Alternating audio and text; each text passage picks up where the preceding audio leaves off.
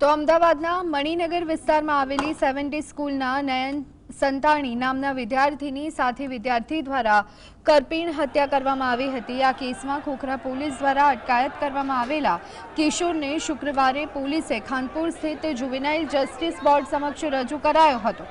કિશોરને રજૂ કરતા પહેલા પણ પોલીસનું અભેદ સુરક્ષા કવચ જુવેનાઇલ જસ્ટિસ બોર્ડની ફરતે તૈનાત કરી દેવાયું હતું। પક્ષકારોને સાંભળ્યા બાદ જુવેનાઇલ જસ્ટિસ બોર્ડે કાયદાના સંઘર્ષમાં આવેલા કિશોરને 12 સંરક્ષણ ગૃહમાં મોકલી આપ્યો હતો। ત્યારે સુરક્ષાના કારણોસર માત્ર ફરિયાદીના એડવોકેટ અને કિશોરના એડવોકેટ સિવાય કોઈને પણ પ્રવેશ આપવામાં આવ્યો ન હતો। એટલું જ નહીં, પોલીસને પણ સાદા કપડામાં પ્રવેશ અપાયો હતો, જ્યારે યુનિફોર્મમાં આવેલા પોલીસ જવાનો અને અધિકારીઓને જુવેનાઇલ જસ્ટિસ બોર્ડની બહાર જ ઊભા રાખવામાં આવ્યા હતા।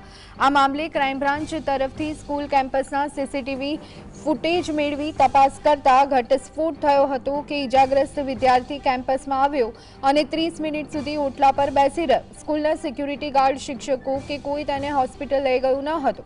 આ બનાવ અંગે ક્રાઇમ બ્રાન્ચમાં નોંધાયેલી ફરિયાદ અનુસંધાનમાં પોલીસે કિશોરની અટકાયત કરી હતી।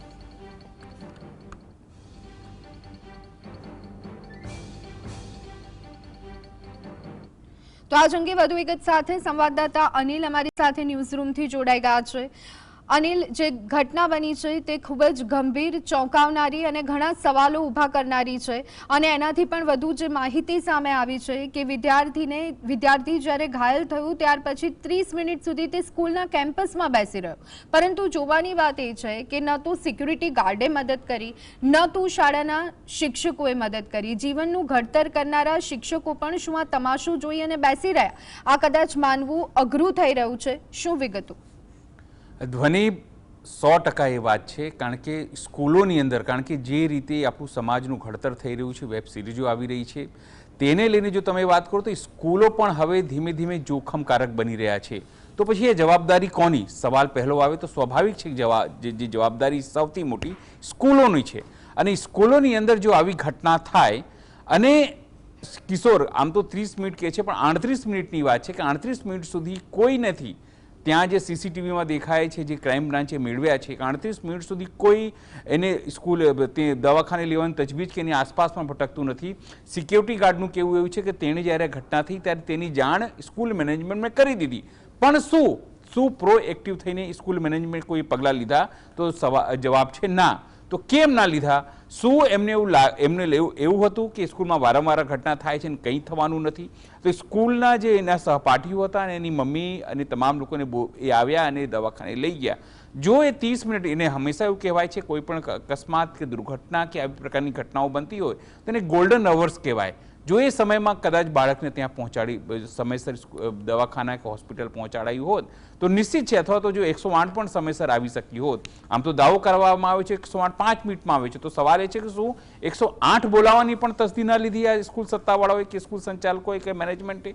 એક મોટો સવાલ છે, તો કેમ ન લીધું? શું એમની પાસે કોઈ માહિતી નહોતી? માત્ર સ્કૂલ લેવલે નહીં, હું તમને કહી દઉં કે આ શિક્ષણ જે વિભાગ છે એના લેવલે પણ આ ઘટનાક્રમ છે।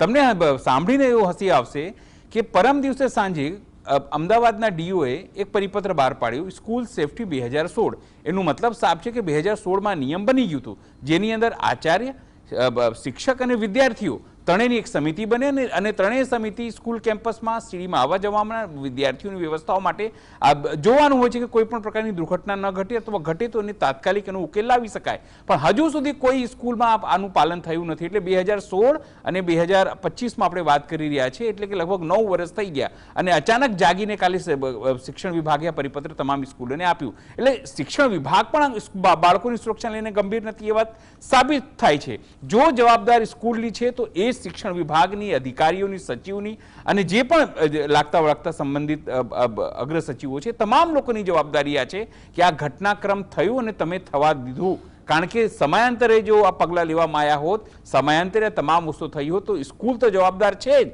પણ જેની જવાબદારી છે તંત્રની જવાબદારી છે, કારણ કે એ તો પ્રાઇવેટ સ્કૂલ છે અને હવે મોડે ખબર પડી રહી છે એ તો એસોસિએટ કંપનીની જેમ એ લોકો ચલાવતા હતા અને ટ્રસ્ટના નામે જમીન લીધી હતી, પણ કંપની કોઈ એને ચલાવતી હતી। એટલે ખાનગી સ્કૂલ અને એમાંય પોતાના નિયમો ત્યાં પાલન કરાવવા અને આ ગંભીર બેદરકારી, આ તો તમામ વસ્તુ અત્યારે બધી સામે આવી રહી છે. હાઈસ્કૂલ આજથી તો બની નથી, વર્ષોથી ચાલી રહી છે. તો દર વર્ષે શું ઓડિટ કરતા હતી આ સંસ્થાઓ? આ જેની આ જવાબદારી છે કે જે અત્યારે બધા જાગ્યા છે, એ પછી એએમસીની વાત હોય કે શિક્ષણ વિભાગ, એ લોકો દર વર્ષે શું કરતા હતા? એક મોટો સવાલ છે. એટલે જો તમે સ્કૂલની સામે પગલાં લો તો એ શિક્ષણ અધિકારી સામે પણ એફઆઈઆર થવી જોઈએ, એ શિક્ષણ વિભાગના સચિવ સામે પણ એફઆઈઆર થવી જોઈએ, અને એના વિભાગના જે પણ લાગતા વળગતા લોકો એને મેનેજમેન્ટને જોતા હશે અથવા ટચમાં હશે તમામ સામે એફઆઈઆર થવા જોઈએ, જેથી એક દાખલો બેસે કે ભવિષ્યમાં આવી ઘટનાઓ ન ઘટે. ધ્વનિ.